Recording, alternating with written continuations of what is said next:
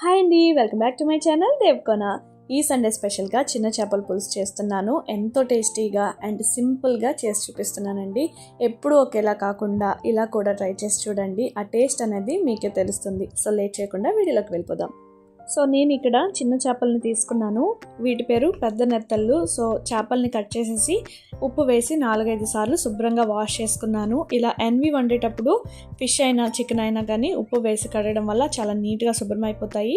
So ఉప్పు వేసి wash చేసేసుకోవాలి. సో ఈ చేపల్లో నేను 1.5 టేబుల్ స్పూన్ కారం వేసుకున్నాను. సో కారం వేసిన తర్వాత 1/2 టేబుల్ స్పూన్ పసుపు వేసుకోవాలి.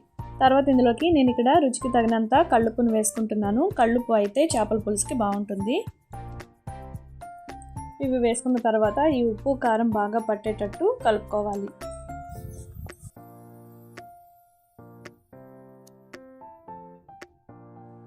ఉప్పు కారం బాగా పట్టించిన తర్వాత 1/2 అవర్ వరకు పక్కన పెట్టుకోవాలి. చేపలకు ఉప్పు కారం అప్పుడైతే బాగా పడుతుందన్నమాట. అరగంట సేపు మ్యారినేట్ చేసిన తర్వాత స్టవ్ వెలిగించి ప్యాన్ పెట్టుకుని ప్యాన్ హీట్ అయిన తర్వాత 1/2 కప్పు వరకు ఆయిల్ వేసుకోవాలి. ఆయిల్ వేడైన తర్వాత 2 పెద్ద ఉల్లిపాయలని ఇలా చిన్న ముక్కలుగా కట్ చేసి వేసుకోవాలి. చేపల పులుసుకి ఎప్పుడూ కూడా పచ్చిమిర్చి ముందు వేస్తే పచ్చిమిర్చి అనేవి పూర్తిగా స్మాష్ అయిపోతాయండి. సో పచ్చిమిర్చిని నేను ఇప్పుడు వేయట్లేదు.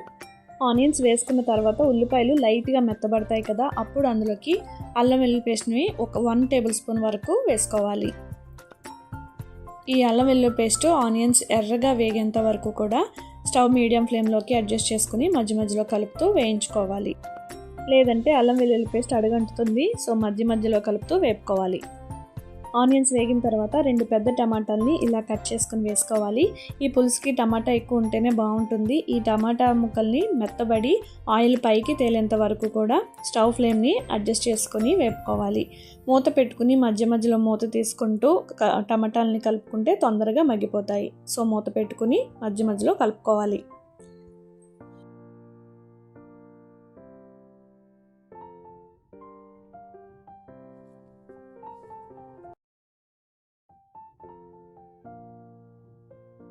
సో చూసారు కదా, ఇలా వేగితే సరిపోతుంది.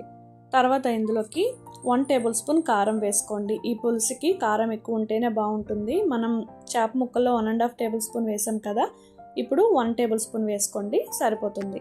ఇప్పుడు ఇందులోకి మనం ముందుగా మ్యారినేట్ చేసి పెట్టుకున్న చేపల్ని ఒక్కొక్కటిగా ఇలా పరుచుకోవాలన్నమాట. అన్నీ ఒకేసారి వేసేకండి. కొంచెం ఇలాగా సైడ్ టు సైడ్ పరుచుకుంటే చేపలు అనేవి సమానంగా వేగుతాయి.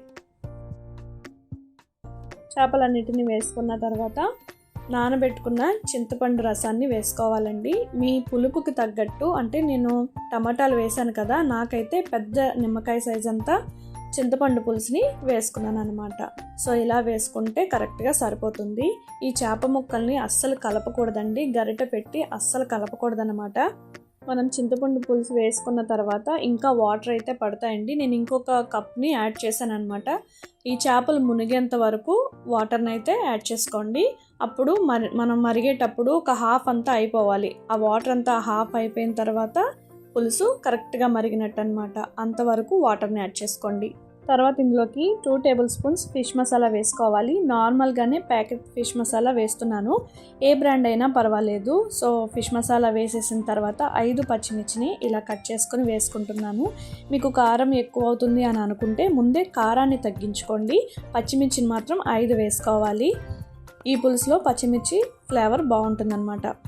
పచ్చిమిర్చి వేసేసుకున్న తర్వాత ఒక గుప్పెడు కరివేపాకుని వేసుకోవాలండి. ఫ్రెష్ కరివేపాకు అయితే చాలా బాగుంటుంది, దాని ఫ్లేవర్ అన్నది. కొత్తిమీర కన్నా ఫ్రెష్ కరివేపాకు చేపల పులుసుకి ఎప్పుడు కూడా చాలా బాగుంటుందండి. ఈ పులుసుకే కాదు, చేపల పులుసుకి దేనికైనా కానీ కరివేపాకు మంచి ఫ్లేవర్ని ఇస్తుంది అనమాట. సో కరివేపాకు వేసుకోండి. కరివేపాకు వేసుకున్న తర్వాత గరిట పెట్టకుండా, మళ్ళీ చెప్తున్నాను, గరిట అనేది పెట్టొద్దండి, చేప ముక్క విరిగిపోతుంది. సో గరిట పెట్టకుండా ఇలా క్లాత్ని పట్టుకుని ఇలా తిప్పుతూ కలుపుకోవాలన్నమాట, ఈ మసాలా అంతా కలిసే వరకు.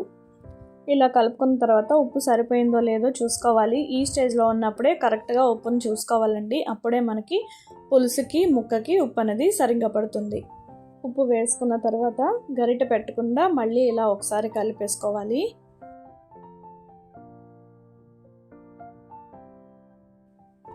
ఇప్పుడు మూత పెట్టి మనం చింతపండు పులుసు వేసుకున్నాం కదా, ఆ పులుసు అన్నది సగం మరిగి ఆయిల్ పైకి తేలేంత వరకు కూడా ఫ్లేమ్ని మీడియం ఫ్లేమ్లో పెట్టుకుంటూ గరిట పెట్టకుండా క్లాత్తో పట్టుకుని కలుపుకుంటూ పులుసుని మరగనివ్వాలి. మరీ హై ఫ్లేమ్లో పెట్టకుండా మీడియం ఫ్లేమ్లోనే పెట్టుకొని మరగనివ్వాలి. గరిట పెట్టకుండా కలుపుకుంటే చేప అనేది విరిగిపోకుండా ఉంటుంది. సో చూసారు కదా, ఇలా పులుసు దగ్గర పడి ఆయిల్ పైకి తేలిన తర్వాత దించేసుకుంటే సరిపోతుంది. మీకు కొత్తిమీర కావాలి అనుకుంటే వేసుకోండి, లేదు అన్నా పర్వాలేదు. కరివేపాకు ఫ్లేవర్ కూడా చాలా బాగుంటుంది. ఈ స్టేజ్లో ఉన్నప్పుడే దించేసుకుని అలానే వేడివేడి అన్నంలో వేడివేడిగా ఈ పులుసుని వేసుకుని తింటూ ఉంటే కారంగా చాలా బాగుంటుంది. సో మీరు కూడా ఈ సండే ఇలా ట్రై చేయండి. మరి ఇలాంటి సింపుల్ అండ్ టేస్టీ రెసిపీస్ కోసం మన ఛానల్ని సబ్స్క్రైబ్ చేసుకోండి. అలాగే ఈ వీడియో మీ ఫ్రెండ్స్ అండ్ ఫ్యామిలీస్కి షేర్ చేయండి.